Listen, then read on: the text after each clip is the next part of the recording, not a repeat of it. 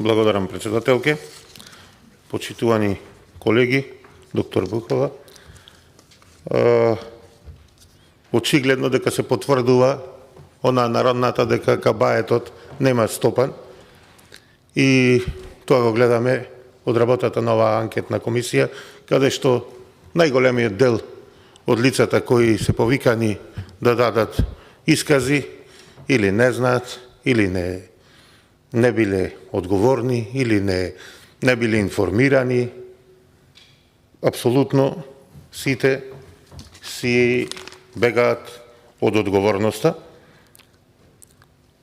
Но јас еве, за да можеме да дојдеме поблиску до вистината, ќе пробам со неколку прашања на кои сакам да ми одговорите, да видиме што тоа се случувало на клиниката за онкологија во овој период, за кој утврдивме дека настанале големи проблеми, кој период се совпаѓа и со времето кога вие сте извршувале функцијата директор на Државниот здравствен и санитарен инспекторат. Вие велите дека таму при вашите контроли се почитувале протоколите за работа, но во извештајот на Државниот завод за ревизија утврдено е отсуство на медицински протоколи, упатства со кои ќе се воспостават правила и утврдат критериуми за приклучување на пациентите на биолошка терапија. Уште еднаш се констатира дека на клиниката не се донесени медицински протоколи, упатства, насоки за критериумите кои треба да ги исполнат пациентите за да примаат биолошка терапија, ниту пак во оваа насока се носеле одлуки од страна на стручниот колегиум. Стручен колегиум во овој период на клиниката не функционирал, а требало да функционира. Таму утврдиле од Државниот завод дека докторите одлучувале кои пациенти ќе примаат биолошката терапија, а одобрение давал исклучиво медицинскиот директор.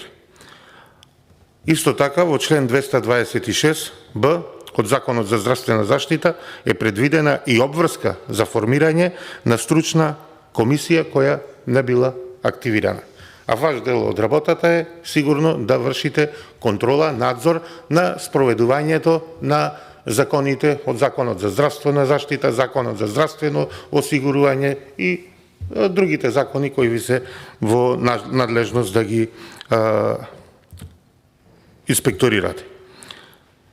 Исто така, според горе наведеното, вели прашање е дали била користена клиничка патека за диагностицирање и лекување на малигни заболувања согласно член 226 и од Законот за здравствена заштита, со која особено се утврдува добивање на приоритетен статус на пациентите болни од малигни заболувања во давањето на здравствени услуги. Дали немањето, прашувам, или некористењето на оваа клиничка патека довела до тоа на листата за добивање скапа биолошка медицинска терапија имаме и лица кои кај кои не е диагностициран канцер. Што е утврдено? Мајката на организацијскиот директор во тој период, Нухи, мислам му беше презимето, е утврдено дека не била болна од рак, но била на листата за терапија. Дали ова требало да го утврдат од вашите инспектори, или не било во нивна ингеренција, или пак е направен пропуст, или некој намерно замижал при ваквата состојба. Дали немањето, некористењето на оваа клиничка патека за диагностицирање и лекување на малигни заболувања довело до тоа да имаме сега изјави однатре од клиниката дека и мртви лица, мртви пациенти кои починале во меѓувреме, се уште се на списокот за чекање на терапија. И околу опремата се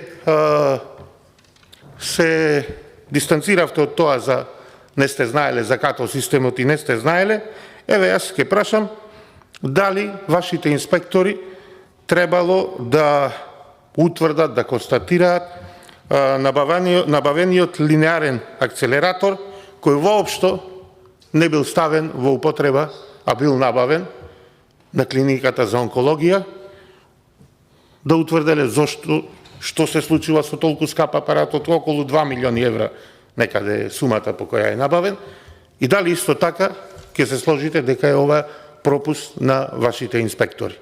И дали чувствувате за тоа лична одговорност како директор. Благодарам.